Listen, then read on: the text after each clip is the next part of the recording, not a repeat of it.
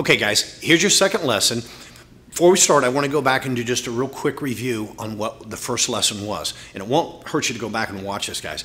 But number one, let's understand that once we really start driving our practice into a true business, we're not going to be forced to depend on insurance mandates, what insurance companies tell us what we can, what we can't do. That may be a part of our practice, and that's okay. We can teach you how to do hybrid practices. No problem with that. In fact, allow them to go ahead and send people to you. It can be part of your marketing funnel. I don't have a problem with that. But we're going to build a practice that we empower those people that come to us, those people that trust us to be real doctors. I want to make certain that we're empowering them with the knowledge that they need so they feel like we've become their doctor, mentor, not just someone writing a script or doing a treatment or whatever. And so there's going to be some cash-based services, but that's what we want because now we can build our practice. We can make an empire. I mean, I built one of the most successful practices in America, 100% cash, and people felt like it was an investment and they referred and everything else, and I didn't have to worry about all the other red tape and all the other crap that goes out with the whole situation with insurance companies and all of that. But in order for this to happen and be an entrepreneur, we have to remember, let's go back to those steps. Before I get to play doctor or have one of my associates play doctor, I have to have new prospects knowing who I am. I've got to become that authority in my community, not just another doctor, not a commodity. So we're going to learn to get an endless flow of prospects that are coming to you, raising their hand, I'm interested in what you've got.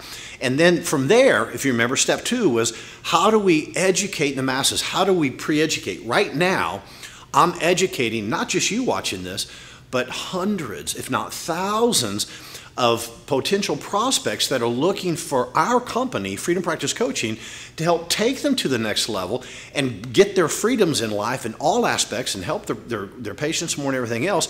But you can't do this one-on-one. So we're going to teach you how to do the same thing I'm doing right now to the masses, not just in your community, but outside your community if you choose to.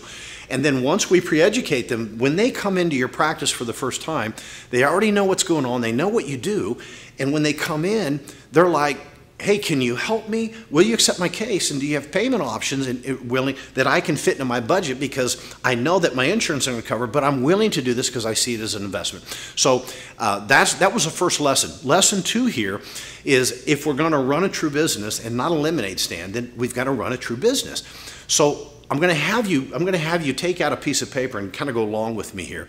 So what I want you to do is take a piece of paper out, and at the top of the page, you got a piece of paper? Okay, at the top of the page, I'm going to have you write shareholder. Top of the page, shareholder. Okay? And then right below that, just put a little line, vertical line, shareholder, and I want you to write CEO, Chief Executive Officer, CEO. And then below that, draw a line underneath CEO. And then under that line on the far left, I'm going to have you put CFO, then come down the line, put COO, and then come down the line on the far right, and let's just put CSO. These are C-level executive positions. Okay. So what have we built here? What have we started also? What is this? Well, it's an organizational chart. It's showing the organization of our business, of our team, starting with the shareholder. Well, is the shareholder part of our team? Well, yeah, they own the business, if you understand what I'm talking about. And so if we look at this, let's start at the very front. Who's the shareholder in your business, in your practice? Who's the shareholder? And by the way, when I say business, I want you to start understanding that your practice is a business. And sometimes we get confused and, well, it's my clinic, it's my practice. It is, but if you want it to work for you, we've got to start looking at it as a business and not simply a practice. And because the way we've learned to build a practice or a clinic is not the way you run a true business, and that's why you're not content where you're at, because you're working in it all the time and you feel like it owns you. So we're going to take that away, guys. All right, so as a shareholder, chances are you are the shareholder in your business, and probably, unless you have a partner, it's you and your spouse, and that's it. If you have a significant other, otherwise that's it, right? Okay, so you're the shareholder, and the shareholder is the one who benefits from the profit of that practice. So that business, it's not the revenue that it generates that's so important. I mean, we've got to generate revenue or there's no profit, but it's the profit. So if I'm generating $100,000 a month, is that good or bad? Well, I don't know. I mean, if you tell me, if you give me a few things on an equation-wise, if you tell me what type of practice you run, whether it's insurance or cash-based, you tell me what kind of practice you run, specialty-wise, and you tell me how many employees you have, I'll be able to tell you what your net margin is, and I'll be within 3%. And it's just formulas, and these are business laws. And chances are that net margin isn't anywhere where we need it to be, and we want to take it to another level. Because being in this business today, as it moves more toward cash, it's one of the most profitable businesses you can be, and it can be quite enjoyable. So count your blessings as insurance goes out, because it really is a better deal. So as the shareholder, I want to make certain that business does well. So now let's go down to the position of the Chief Executive Officer, the CEO. What is the primary responsibility of the CEO? Well, the CEO's responsibility, a lot of people go, well, he needs to run the business. Okay, he needs to do all those things, but for me to make a judgment call on whether I should keep the CEO of the business is I'm going to look at objective evidence, empirical evidence, if you will, on what has that person done for my business. Their primary responsibility of that position is to generate profits for the shareholders, and in that case, you. So if the CEO is not generating substantial profits, then the CEO may need to go. And what do we mean by substantial profits? Well, as a practitioner, you know, when people come down and they spend time with us for training, one of the first questions I ask them, how much money did you lose last year? And some of them looked at me, was surprised, well, I didn't lose any money. Well, let's really think about this. As a practitioner, and again, every specialty is a little different, but I can't imagine anyone, whether medical doctor, chiropractor, nurse practitioner, I can't imagine any one of those accepting less than a minimum take home of $150,000 a year. I can't even fathom why that would be acceptable with all the time, effort, expertise, and value that you can offer someone with the most important asset they have, their health. So, and then some specialties, you know, you should be doing a minimum of $250,000, $300,000, whatever. And so the bottom line, if you feel that your value is worth $300,000 a year and you took home 100, you lost $200,000 last year. Plain and simple, that's what you lost, because you lost it as potential. So if that's the case, then we have to determine, am I taking the value home I should? What did I lose last year? And if I lost $200,000 last year, what the hell did I lose over the last decade?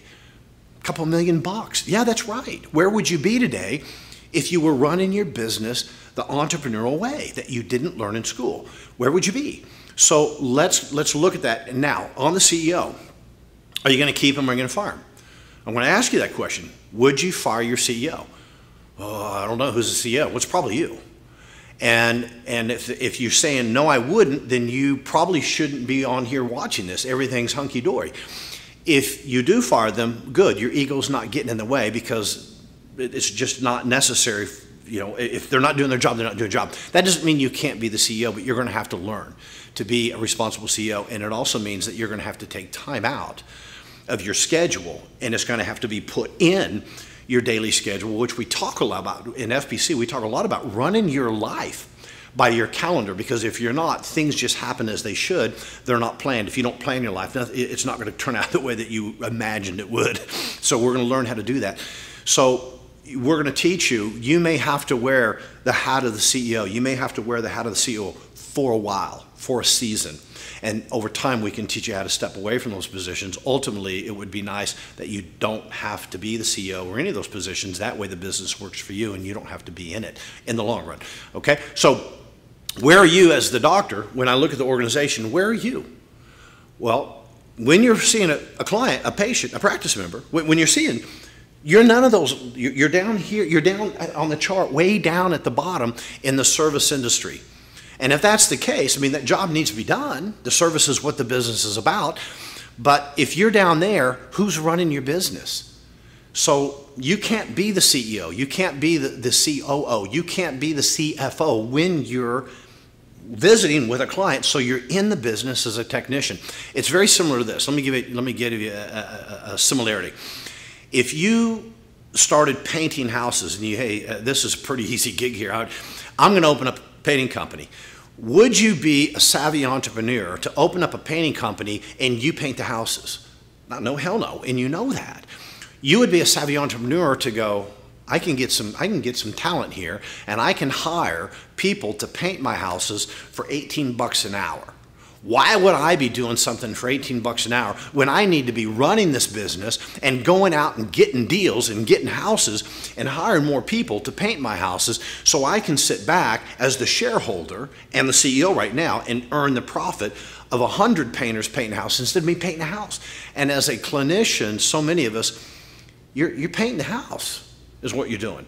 And you're wondering why you're not moving up the ladder. You're wondering why you're not taking 4 vacations a year. You're wondering why you're not able to take your kids to practice and watch their games. You're wondering why you don't get to take your spouse on vacation. You're wondering what the hell's going on. Why am I taking better care of the people that see me than myself? I'm not even working out, and that's just unacceptable. So this is something that we're going to discuss in full depth when you come down. And how do we put this together so when you leave, you've already got this organizational chart together and you've learned how to separate time in your schedule, which we'll teach you. And so now you can start running that business and over time start replacing those positions with people better than you, Adam. I can tell you right now, I'm not the CEO of Freedom Practice Coaching, and there's a reason for that. Number one, I can find someone that can do that job better than me, that scaled bigger businesses than this one. So as the shareholder, I want to make certain that I receive the most out of that, and my ego's not so big for that. So it also gives me the freedom to someday, if I choose to, maybe I want to go on vacation for a month or 2 months. Well, as the CEO of the business, I wouldn't have that opportunity. And I do have that opportunity where I've put myself and in the most valuable place that I see fit with FPC. So those are things I want you to think about. This is lesson 2. Take notes, start thinking about this. You can already start putting this together in your practice, guys. I'm telling you, the stuff I give you now, you can start implementing. This is training. And you're going to be excited, so hang tight for lesson 3 coming up.